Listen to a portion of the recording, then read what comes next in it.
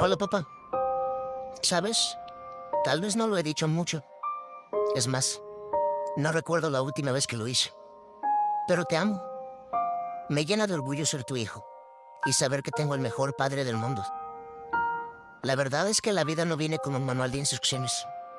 Pero por suerte, la mía vino con un papá que supo guiarme de la mejor manera. No soy bueno diciendo las cosas a la cara. Incluso este discurso tuve que escribirlo porque no sé cómo expresarlo de otra manera. Así que te hice este video para que sepas lo mucho que aprecio tus regaños, tus castigos, porque me convertiste en el hombre que soy ahora. Y la verdad, no podría pedir más. Ahora de adulto, alcanzo a entender el peso que has tenido que cargar en tus hombros y te respeto por eso. Porque a pesar de que ha sido tan difícil, sigues firme en tu misión más grande: cuidar a tu familia.